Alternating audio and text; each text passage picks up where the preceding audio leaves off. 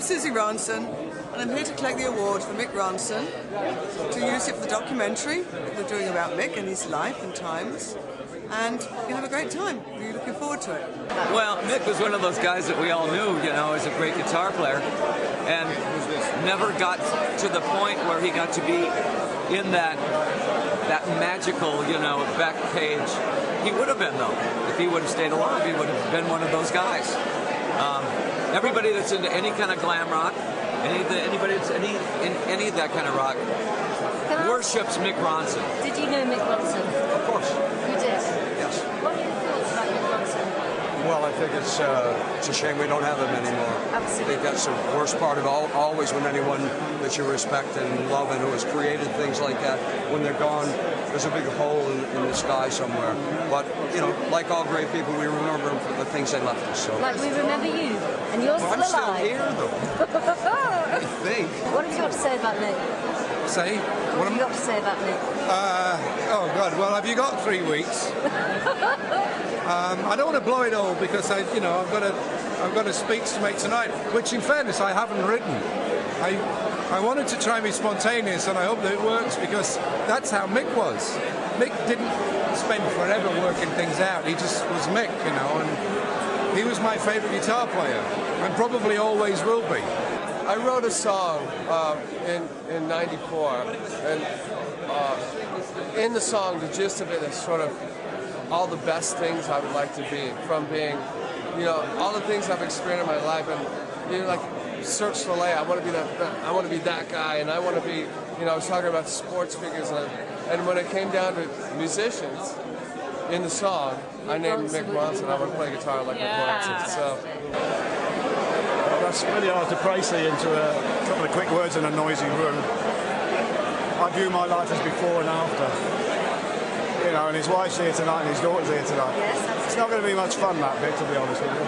Well, I've never really had the pleasure to meet Mick, but he is definitely a huge influence because I grew up idolizing David Bowie and all those records, and and what a classic guitar sound. He has such a warm, ambient, sort of a analog sound that's just very special, and you don't hear that many people with such a sweet tone. So he's been definitely a big influence. You can't not, because you listen to the records that he made, and everybody tries to copy his playing. I mean, I think that Joe Perry from Aerosmith, there's some Mick Ronson there, Slash. A lot of the newer generation guitar players go back to that type of rock and roll. Definitely an influence on everybody. I mean, once or twice in David's band in the 70s, and he seemed that he had a unique style.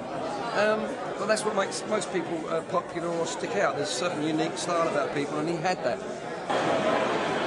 Well, I love Mick. I got to know him pretty well because I compared the first Ziggy Stardust tour, and I'd known David for 4 or 5 years even prior to that.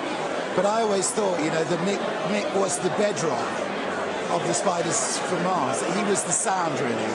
I genuinely think, that the success of those first few albums were based on Mick's arrangements, on his production skills, and on his guitar playing.